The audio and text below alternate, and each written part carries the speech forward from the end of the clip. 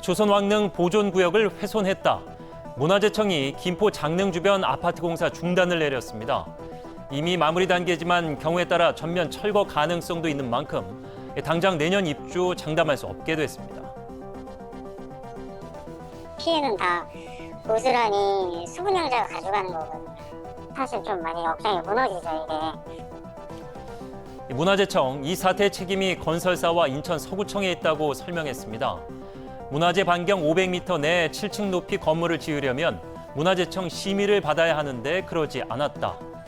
이에 서구청 법 강화 전 허가났다 반박하고 건설사들은 당초 인천도시공사로부터 문제없는 땅을 샀다며 책임 미루면서 겁박에 나섰습니다. 전면 철거 때 입주 예정자들과의 천문학적 규모의 소송이 불가피해 건설사들은 파산하게 되고 관련 업체 줄도산으로 이어질 것이다. 아니, 그렇지 않습니다. 허가 내주고 나몰라라 한 서구청도 스스로 명확히 파악했어야 할 법 규정도 모르면서 몇십 년 사업해 왔다는 건설사들도 납득하기 어렵습니다. 그런데 이런 모법천지 속 문화재청은 무엇을 했을까요? 그러니까 이번에 적발하게 된 것도 다른 공동주택 신청건이 있어서 나갔는데 저기 앞에 있는 건물이 500m 범위에 들어오는지 안 들어오는지 저게 아파트인지 저게 무슨 백화점인지 올해 5월달에 현장에서 보고 나서 그 다음부터 이제 인천시하고 김포시에다가 자료를 요청하기 시작했죠.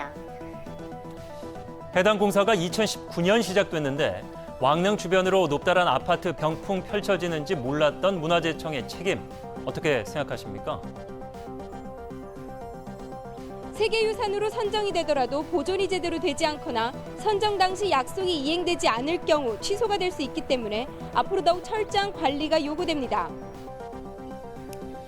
2009년 6월 27일 조선왕릉 40기 유네스코 세계문화유산 등재 당시 OBS의 뉴스입니다. 이 지적 저희 방송사만 했겠습니까? 물론 문화유산 발굴하고 활용 방안 찾고 널리 알리는 등 문화재청 하는 일이 많고 본청에서 모두 관리할 수 없어 책임을 지자체가 맡은 현실 잘 알지만 관리 책임 지자체에만 떠넘기고 있다. 국감 때마다 반복되던 단골 지적에 실효성 있는 대책 찾았더라면 그리고 작년 태릉 부근 아파트 건설에 대해 유네스코가 주의 깊게 보고 있다 경고했을 때 그때라도 조선왕릉들 한 번씩 살펴봤다면 그랬다면 어땠을까요?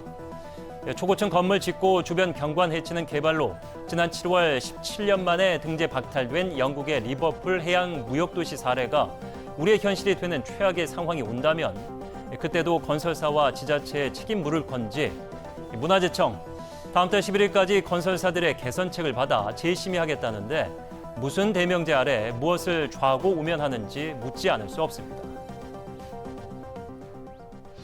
유네스코 세계유산 파주 장릉